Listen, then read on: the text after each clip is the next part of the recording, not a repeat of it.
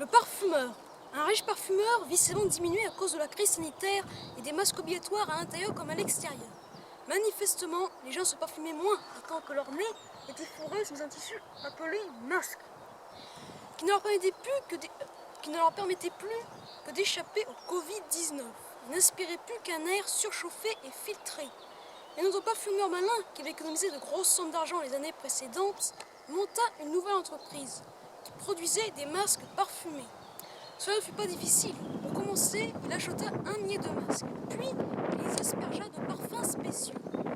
Une semaine plus tard, des centaines de clients se pressaient dans sa boutique. En oubliant les gestes barrières, ils revenaient sans cesse. Cela était devenu comme une drogue, car ces masques leur redonnaient un semblant d'air frais et une forme exceptionnelle. Bref, il fit un tabac. Il continua à inventer de nouveaux parfums, tous plus irrésistibles les uns que les autres, jusqu'à ce qu'une intoxication se produise, ce qui fit fuir tous ses clients. Le parfumeur revint à la case départ. Il avait cependant gagné beaucoup d'argent, mais malheureusement pas très longtemps. Alors, il se mit à la fabrication de parfums plutôt aussi nocifs pour la santé et pour la peau, les insecticides. C'est un business qui marche.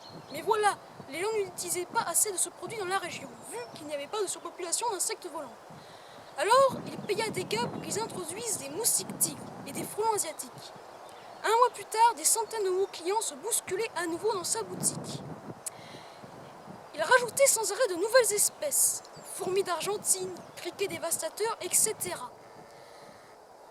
Ces produits étaient d'une telle inefficacité que ses clients finirent par douter. Alors, pour qu'ils continuent à en acheter, il sortit un nouvel insecticide toutes les semaines. Ces derniers polluèrent tellement bien l'air que plus personne n'en voulut, et il y eut de nombreuses victimes.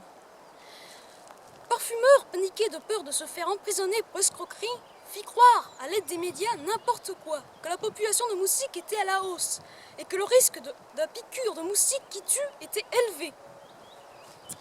En se rapprochant des politiques et en les arrosant au passage, il mit en place des confinements et des couvre-feux. Il conseilla également d'enfiler des combinaisons épaisses. Des couvre-feux dès 16 h, car à heure tardive, il y a plus de chances d'être piqué. Mais en fait, le moustique piquait à n'importe quelle heure de la journée.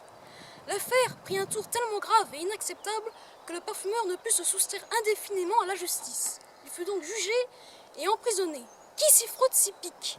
Les particuliers arrêtèrent d'utiliser ce produit inutile et tout rentra dans l'ordre. Fin, c'est une histoire écrite par Manuel.